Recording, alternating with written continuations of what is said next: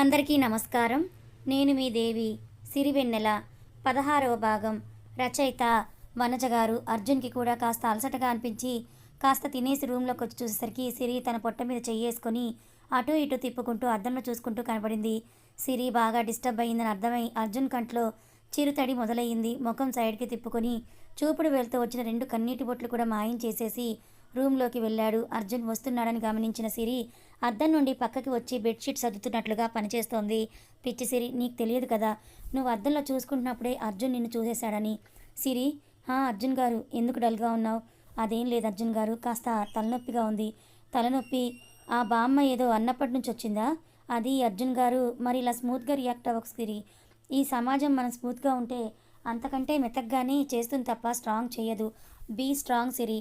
నీ అత్తమామలో లేక అమ్మా నాన్నలో అంటే నువ్వు ఫీల్ అవ్వాలి, కానీ ఎవరో బయట వాళ్ళన్నంత మాత్రాన నువ్వు ఫీల్ అవ్వాల్సిన అవసరం లేదు. నీ భర్తగా నేనేమైనా అంటే అప్పుడు నువ్వు ఫీల్ అవ్వాలి, ఏడవాలి, అంతే తప్ప ఇలా ఎవరో ఏదో అన్నారని నువ్వు బాధపడకే. నరం లేని నాలుక ఎన్నైనా అంటుంది. అవన్నీ నరాలున్న గుండె పట్టించుకోకూడదు, అర్థమవుతుందా అని అడిగాడు అర్జున్. అప్పటికే కళ్ళకు కారుతున్న అన్నిటిని తుడుచుకొని తలూపి బెడ్ మీద ఒక పక్క కూర్చుని సిరి గుడ్ అని చెప్పి అర్జున్ బయటికి వెళ్ళి ప్లేట్లో భోజనం పెట్టుకొని వచ్చాడు. మా అర్జున్ బేబీకి వడ్డించిన రాదులేండి, జానకమ్మ ఆంటీ అక్కడే ఉంటే అడిగితే పెట్టించారు. సిరి ముందు ప్లేట్ పట్టుకొని నిలబడ్డాడు. ఏంటి తినిపిస్తాడని ఎక్స్పెక్ట్ చేస్తున్నారా? అంత లేదు. అక్కడ ఉంది ఎవరు? అర్జున్. తినాలని లేదు అర్జున్ గారు అంది సిరి ఏదో ఆలోచిస్తూ. ఈసారి ప్లేట్ అర్జున్ చేతుల మీదుగా సిరి ఒళ్ళోకి చేరింది. సిరి కూడా అర్జున్కి కోపం తెప్పించకుండా బుద్ధిగా అన్నం కలపడం మొదలుపెట్టింది. ఫస్ట్ ముద్ద నోట్లో పెట్టుకునేటప్పుడు అర్జున్ తిన్నాడో లేదో అని ఆగి, మీరు తిన్నారా అర్జున్ గారు అని అడిగింది. నేను తిన్నానులే, తమరు కానివ్వండి అని కొంచెం గట్టిగానే చెప్పాడు అర్జున్. అయినా సరే అర్జున్ ఇంట్లో తిన్నప్పుడు ఎప్పుడూ కూడా తను తిన్న తర్వాతే సిరి తినడం, లేదంటే ఇద్దరూ కలిసి తినడం అలవాటు కాబట్టి మొదటి ముద్ద అర్జున్ నోట్లో పెట్టేసింది. కరెక్ట్గా అదే టైంలో అర్జున్కి ఫోన్ రావడంతో నెంబర్ చూసుకొని సిరి నేను వచ్చేలోపు మొత్తం కంప్లీట్ చేయాలి అని చెప్పి ఆర్డర్ వేసినట్టుగా చెప్పేసి వెనక డోర్ నుండి పెరట్లోకి వెళ్ళాడు అర్జున్. బుద్ధిగా తలాడించి తింటూ ఉంది సిరి. అర్జున్ ఫోన్ మాట్లాడడం అయిపోయి రూమ్లోకి వచ్చేసరికి అన్నం తినేసి బెడ్ మీద పడిన అన్నం మెతుకులు ఏరి నీట్గా ప్లేట్లోకి వేస్తూ ఉంది. తినేసావా అంటూ వచ్చి అర్జున్ ప్లేట్ తీసుకోబోతుంటే సిరి తీసుకొనివ్వలేదు. నేను తీసుకెళ్తానని తను బయటికి తీసుకెళ్ళింది సిరి. అందరికీ పక్క వేసి నీళ్ళ బాటిల్స్ కోసం వచ్చిన జానకమ్మ సిరిని చూసి తిన్నావా వెన్నెల అని అడిగింది. అమ్మ తిన్నాను అని చెప్పింది వెన్నెల. నానమ్మ చెప్పింది, ఆ నరసమ్మ పని పాటలకేదో బాగుంటుంది, అవన్నీ నువ్వు మనసులో పెట్టుకొని అల్లుడు గారిని ఇబ్బంది పెట్టకని చెప్పింది జానకమ్మ. కాఫీలు తాగేటప్పుడు సూరమ్మ నరసమ్మ అన్న విషయాన్ని కోడలతో పంచుకొని తిట్టిపోసింది. అలాగేమా అని చెప్పి ప్లేట్ కడిగేసి వాటర్ బాటిల్ని తీసుకొని వెళ్తూ ఉంటే వెన్నెల, అల్లుడు గారు సరిగ్గా భోజనం చేయలేదు, ఏదో పేరుకి 2 ముద్దలు తిని లేచారు, పితికిన పాలున్నాయి, వేడి చేసుకొని తీసుకొని వెళ్ళు అని చెప్పి నీళ్లు తీసుకొని బయటకు వెళ్ళిపోయింది జానకమ్మ.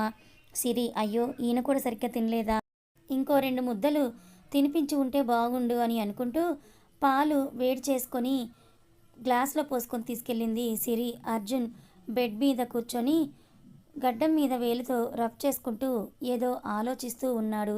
అర్జున్ గారు పాలు అని అంది సిరి. ఇప్పుడేంటి పాలు అని అడిగాడు నార్మల్గా కూర్చుంటూ. ఏం లేదండి. ఏంటి కొంచెమే తిన్నారట అమ్మ చెప్పింది. ఏమో సిరి, తినాలనిపించలేదు, మరి అందుకే పాలు తాగండి అని అర్జున్కి పాల గ్లాస్ అందించింది.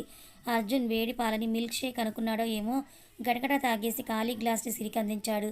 సిరి బెడ్ మీదకి చేరిపోయి, అర్జున్ గారు మనం ఊరెళ్ళాక ఒకసారి హాస్పిటల్కి వెళ్దామండి అని అంది. దేనికే? ఒకసారి టెస్ట్ అని అంటున్న సిరి మాటలు నోట్లో ఉండగానే అర్జున్ సీరియస్గా చూసేసరికి నోరు మూసేసింది.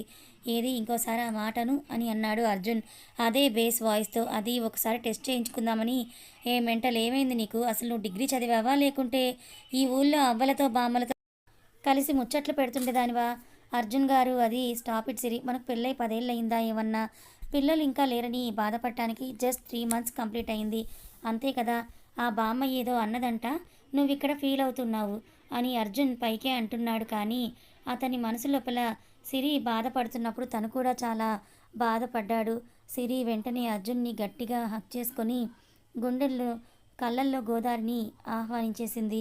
ఏమో అర్జున్ గారు, ఆ అవ్వ అలా చెప్పేసరికి ఎందుకో ఏడుపు వచ్చేసిందని చెప్పింది సిరి. అర్జున్ సిరిని పదవి పట్టుకొని పిచ్చి అలా వీక్ అవ్వకు. చూడు మనకు నెక్స్ట్ ఇయర్ ఈ టైంకంతా నిన్ను ముప్పతిప్పలు పెట్టే నా ప్రిన్సెస్ కానీ, నాకు పోటీగా వచ్చే నీ ప్రిన్స్ కానీ నీ చేతుల్లో ఉంటాడని చెప్పాడు అర్జున్ సిరి తల మీద ముద్దు పెడుతూ. కానీ అంతకంటే ముందు నువ్వు ఇంకో పని చేసుకోవాలి అని అన్నాడు అర్జున్. సిరి అయోమయంగా అర్జున్ వదిలేసి ఏం పని అర్జున్ గారు అని అడిగింది. ఈ పిల్లాడిని పట్టించుకోవాలి అన్నాడు తనని తాను చూసుకుంటూ. అర్జున్ గారు అని సిరి అర్జున్ గుండెల మీద కొడుతూ ఉంటే, అంతేగా, ఇప్పుడు నేను నీ పిల్లోడినేగా సిరి.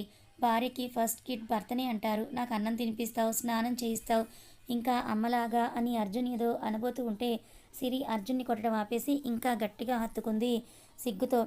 అదే మనసు నింపుతావు, ఇంకా పిల్లాడిలాగా ఒళ్ళో పడుకోబెట్టుకుంటావు. చెప్పు, ఇంతకన్నా పిల్లలు చేసే పనులు ఇంకా నేను ఏముంటాయి? అందుకే ముందు ఈ పిల్లాడిని నువ్వు చక్కగా చూసుకో. వెంటనే నీకు ట్విన్స్ కానీ వీలైతే ట్రిపుల్స్ కానీ పుడతారు. గిఫ్ట్గా నేనే ఇచ్చేస్తా అని అన్నాడు అర్జున్. ఆ మాటకి సిరి ఏంటి అర్జున్ గారు మీరు పిల్లాడా అని అంటూ నోరు తెరిచింది.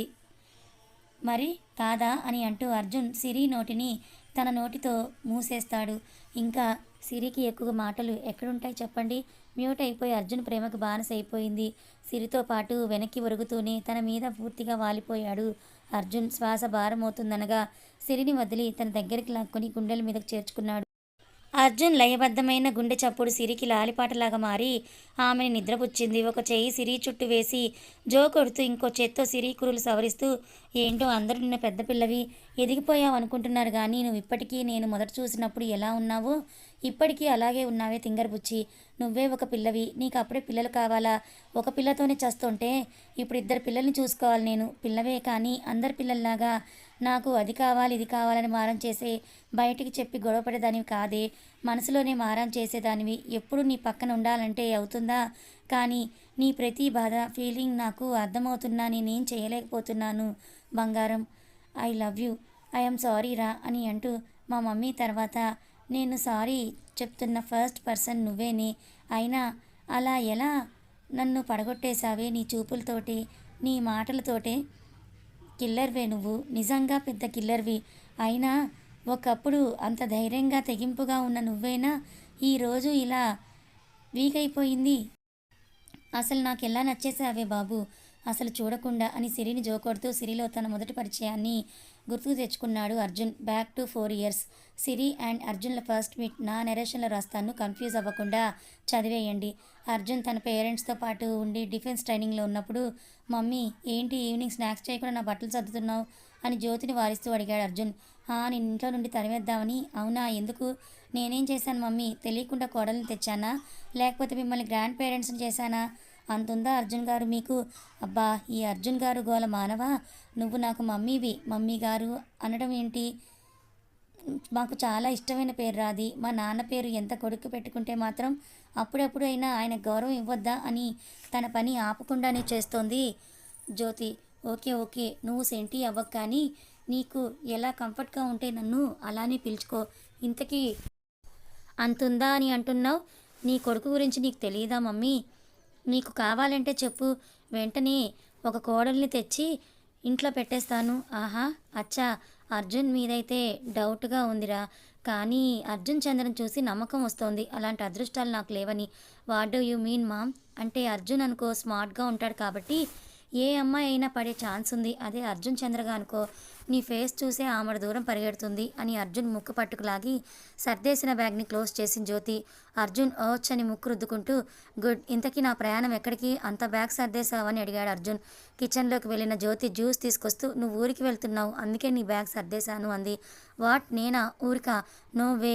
అరే, ఎందుకో ఏంటో తెలియకుండా నోవే అంటావేంట్రా అన్నాడు బయట నుండి లోపలికి వస్తూ రామచంద్ర. డాడ్, అంటే ఇద్దరు కలిసి బాగానే ప్లాన్ చేశారుగా? ప్లాన్ లేదు గీన్ లేదు, అమ్మమ్మ వాళ్ళ ఊరిలో జాతర జరుగుతోంది, నీకు తెలుసు కదా. ఎవ్రీ ఇయర్ నేను మీ డాడీ వెళ్తాము, కానీ ఈసారి మీ నాన్నకి పనుండి వెళ్ళలేకపోతున్నాం. అన్నయ్య కూడా ఫోన్ చేశాడు రమ్మని. మరైతే ఇంకేమీ, వెళ్ళండి. మేమే వెళ్ళే వాళ్ళం, కానీ డాడీ వర్క్ ఉందని చెప్పినా కూడా అన్నయ్య రావాల్సిందే అని అంటుంటే అర్జున్ని పంపిస్తాము అని చెప్పేశాంరా. మామ్, అంటే నేను 5 days ఇప్పుడు అక్కడ ఉండాలా? నేను ఒక్కడనే ఉండలేను మమ్మీ. అక్కడ అసలు నాకు అన్ని రోజులు ఎవరూ తెలియదు. అయితే నీ ఫ్రెండ్ ఉన్నాడుగా కన్నా, వాడు నువ్వు వెళ్ళండి. ఇంకా నువ్వు కూడా చిన్నప్పుడు ఎప్పుడో వెళ్ళావు కదా! ఇంతవరకు ఆ ఊరికి వచ్చిందే లేదు. అమ్మమ్మ చనిపోయాక ఆ ఊరికి వెళ్ళాలనిపించలేదు మమ్మీ. అమ్మమ్మ లేకపోతే నేను నాన్న. మన ఇల్లు, పొలాలు, తోటలు అన్నీ ఉన్నాయి. ఎలాగో వెళ్తాంలే, అంత కన్విన్స్ చేయాల్సిన అవసరం లేదు అని కొంచెం విసుగ్గానే అన్నాడు అర్జున్. నాకు తెలుసు నా బంగారం ఒప్పుకుంటాడని. అంత విసుగొస్తోందా నీకు ఆ ఊరంటే? ఏమో ఆ ఊరికే అల్లుడు అవుతావేమో. నేనా? No way. మనల్ని భరించగలిగే అమ్మాయిలు ఆ ఊర్లో లేరులే మమ్మీ. నువ్వు నిశ్చింతగా ఉండు. అంతే అంటావా? చూద్దాం.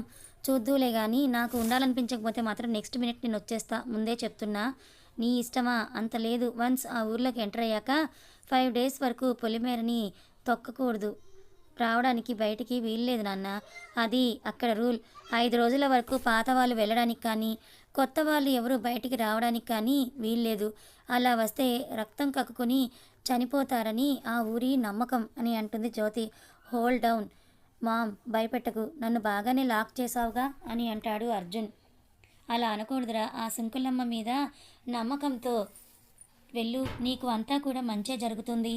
కావాలంటే వచ్చాక నువ్వే ఒక మంచి గుడ్ న్యూస్ చెప్తావు చూడు అని జ్యోతి అనగానే, ఏమో చూద్దామ్మా, నాకు అక్కడ ఏం రాసి పెట్టిందో అని బయటకు వెళ్ళి కన్నాకి ఫోన్ చేశాడు. రే కన్నా, ఊరికి వెళ్ళే పనుంది, ఒక 5 డేస్కి ప్యాక్ చేసుకుని వచ్చాయని అన్నట్టుగానే గంటలో 5 రోజులకు సరిపోయే బట్టల బ్యాగ్తో ఇంట్లోకి ఎంటర్ అయ్యాడు కన్నా. అర్జున్ జరిగిందంతా కన్నాకు చెప్తే, వావ్ అర్జున్, పల్లెటూరు అంటున్నావు, మామయ్య అంటున్నావు, అతడు మూవీలో పూరిలాగా వెల్కమ్ చెప్తారా లేక మురారిలో వసూలాగా ఏడిపిస్తారా? అవన్నీ మనకెందుకురా. అమ్మ వెళ్ళి 5 డేస్ జాతర చూసుకొని రమ్మని చెప్పింది అంతే. ఏమో లెట్స్ గో అంటూ కన్నా హుషారుగా తిరుగుతూ ఉంటే ఏదో ఆలోచనలో అర్జున్ ఉండిపోయాడు. రాత్రి 7 గంటలు అయ్యేటప్పుడు అర్జున్కి కన్నాకి లైట్గా టిఫిన్ చేసి పెట్టి ఇక బయలుదేరమని చెప్పింది జ్యోతి. తల్లిని హక్ చేసుకొని బాయ్ అని చెప్పి బయలుదేరి తండ్రికి నార్మల్ బాయ్ పడేసి ఆదిత్యాపురంకి కన్నాతో బయలుదేరాడు అర్జున్. కేవలం అర్జున్ లాగే, అర్జున్ చంద్రలాగా కాదు. ఇంకో అరగంటలో ఊరికి చేరుకుంటాడు అని అనగా, అంటే టైం 10 అవుతూ ఉండగా తను వచ్చిన జీప్ని ఆపేశాడు అర్జున్. అర్జున్, వాట్ హ్యాపెండ్ రా? గూగుల్లో చూశాను, ఇంకో హాఫ్ అన్ అవర్లో మనము ఊరికి వెళ్ళిపోవచ్చు, స్టార్ట్ చేయి అని అన్నాడు కన్నా. నో, మనం ఇప్పుడు ఆదిత్యపురానికి వెళ్ళడం లేదు అని బాంబు పేల్చాడు అర్జున్. షాక్ అవ్వడం కన్నా వంతైంది. ఏంటి వెళ్ళడం లేదా? ఎందుకు అని మొహం ముడుచుకున్నాడు కన్నా. ఇప్పుడు వెళ్తే రాత్రి 11 గంటలకి ఊరు చేరుకుంటాం. పైగా అక్కడ మామయ్య వాళ్ళ ఇంట్లో ఉండాలి. వాళ్ళని ఈ టైంలో ఇబ్బంది పెట్టడం ఎందుకు? పైగా ఈ 5 రోజులు మనం ఊరు దాటడానికి వీల్లేదు. అందుకే ఇక్కడే ఉండి తెల్లారే ముందు బయలుదేరితే టైంకి వెళ్ళిపోతాం. వాళ్ళకి ఎలాంటి డిస్టర్బెన్స్ ఉండదు. అందుకే అన్నమాట. అయితే ఇప్పుడు ఇక్కడే మన మకాం అంటావా అని ఆవులిస్తూ అడిగాడు కన్నా. ఏంటి, రోడ్డు మీద మకాం వేయడానికి కాదు ఇక్కడ ఆపింది. మరి అటు చూడు అక్కడ. రేయ్, నిజం చెప్పు, ట్రైనింగ్లో నీ మాట వినడం లేదని ఊరి పేరు చెప్పి ఆ అడవిలోకి తీసుకెళ్ళి నన్ను పాతి పెట్టాలనే చూస్తున్నావు కదా అని అన్నాడు కన్నా. రేయ్ కన్నా, నిన్ను చంపడానికి అన్ని ప్లాన్లు వేయాల్సిన అవసరం ఏమీ లేదురా. నీ ఫేస్కి సూట్ అయ్యే మాటలు మాట్లాడరా అని అంటాడు అర్జున్. మరి ఇక్కడికి ఎందుకురా, ఇంత రాత్రి టైంలో దిట్టమైన ఈ అడవిలోకి అవసరమారా అని అన్నాడు కన్నా. ఇదేమంత పెద్ద అడవి కాదులేరా, గవర్నమెంట్ అధీనంలోనే ఉంది. నేను పేపర్లో చదివాను. నీకు ఇప్పుడు ఒక అద్భుతం చూపిస్తాను పద అని అంటూ అర్జున్ జీప్ షెడ్కి ఆపి కన్నా చేతిని పట్టుకొని అడవి లోపలికి నడిచాడు. కొంచెం దూరం వెళ్ళాక ఫారెస్ట్ ఆఫీసర్ ఆపితే అర్జున్ తన ఐడి కార్డ్ చూపించి ఎగ్జాక్ట్ ప్లేస్ కనుక్కొని ఇంకొంచెం దూరమే అని తెలిసి కన్నాతో పాటు అక్కడికి వెళ్ళాడు. వాళ్ళు వెళ్ళిన దగ్గర చెట్లు ఇంకా గుంపుగా ఉండడంతో చాలా దట్టంగా మారింది ఆ అడవి. పక్కన చిన్న గుంటలో నీళ్లు, తెల్ల కమలాలు ఉన్నాయి. కొన్ని చెట్లు ఆకాశాన్ని తాకుతుంటే కొన్ని పొదలు, కొన్ని తీగ చెట్లు ఉన్నాయి. అంతా చీకటిగా ఉంది. కేవలం ఆకుపచ్చ రంగు మరియు నల్ల రంగు తప్ప ఇంకేం కనిపించట్లేదు. దాగుడు మూతలాడుతున్న చంద్రుని కాంతి వల్ల గుంటలో ఉన్న తామరలు వికసిస్తూ కళ్ళకు కనిపిస్తున్నాయి. అంతవరకు మొబైల్లో ఫ్లాష్ ఆన్ చేసిన కన్నాని ఫ్లాష్ ఆఫ్ చేయమని చెప్పాడు. అంతలో అర్జున్ కన్నాల కళ్ళు నమ్మలేనట్లుగా blue colour, red colour, yellow colour, pink and green కలర్లో ముత్యాల నక్షత్రాల్లాగా వీళ్ళ కళ్ళకి కనువిందు చేశాయి. ఆ చీకటికి ఇన్ని కలర్స్, అడవిలులాగా మినుగురు పురుగులు కలర్స్తో రెక్కలు ఊపుతూ ఉంటే ఏ మనిషి అయినా ఆ ప్రదేశానికి పులకించాల్సిందే అని మధ్య మధ్యలో అర్జున్ కన్నాల మొహం మీద, బాడీ మీద అల్లరి చేస్తూ ఉంటే చాలా సరదాగా అనిపించింది. గంట వరకు సమయం తెలియకుండా ఈ కనుల విందు అయిన పండుగని ఆస్వాదించారు అర్జున్ కన్నాలు. కన్నా అయితే నేను ఇక్కడే ఉండిపోతానంటున్నాడు. అర్జున్ వెళ్దామని పిలుస్తుంటే కానీ అర్జున్ లేట్ అవుతుందని కన్నాను లాక్కొచ్చేశాడు. అర్జున్ వావ్, ఎంతసేపు మనకి ఎక్సర్సైజ్లు, రన్నింగ్లు, చేజింగ్లే ఉన్నాయి. ఈ రోజు మాత్రం నిజంగా నీ వాళ్ళు ఇంత అందమైన ప్రదేశం చూడగలిగానురా. నేను కూడా పేపర్లో చదివానురా, మన దగ్గర ఏరియాస్లో ఈ పురుగులు ఇక్కడ మాత్రమే అవైలబుల్ అంట. ఎప్పుడు ఇక్కడికి వద్దామన్నా ట్రైనింగ్తోనే సరిపోయింది. ఇప్పుడు ఇలా కలిసి వచ్చింది. ఇప్పుడు ఇంకా ఊరికి వెళ్దామా? ఈ టైంలో వెళ్ళి ఇబ్బంది పెట్టడం ఎందుకన్నావుగా? అవును, వాళ్ళని డిస్టర్బ్ చేయనన్నాను, కానీ మా అమ్మమ్మ వాళ్ళ ఇల్లు ఉందిరా, అక్కడికి వెళ్ళి తెల్లారాక మామయ్య వాళ్ళ ఇంటికి వెళ్దామన్నాడు అర్జున్. అక్కడ ఎవరూ లేరన్నావు, మరి ఇప్పుడు ఎలా వెళ్తావు? రేయ్ నాన్న కన్నా, నీకు ఆ ఊరి సంగతి తెలియదు. 5 days వరకు no incoming and no outgoing అని జ్యోతి చెప్పిన మాటలు అన్నీ కూడా వివరంగా చెప్తాడు అర్జున్ కన్నాకి. మ్యాటర్ అంతా విన్న కన్నా తల గిర్రును తిరిగిపోయింది. అర్జున్ మరుసటి రోజు ఆదిత్యాపురం పొలిమేర చేరుకొని వాళ్ళ అమ్మమ్మ ఇంటి వైపు వెళ్ళాడు. అర్ధరాత్రి కావడంతో ఊరంతా నిశ్శబ్దంగా ఉంది. అర్జున్ అమ్మమ్మ ఇంటి ముందు ఎవరో పెద్దాయన నిల్చొని ఉంటే జీప్ దిగి దగ్గరికి వెళ్ళాడు అర్జున్. కథ కొనసాగుతుంది. ఈ కథ మీకు ఎలా అనిపించింది? నచ్చిందా? నచ్చితే లైక్ చేయండి, మరికొంతమందికి షేర్ చేయండి. ఇలాంటి మరిన్ని మంచి కథల కోసం మన ఛానల్ని సబ్స్క్రైబ్ చేసుకోండి. Thank you so much for watching.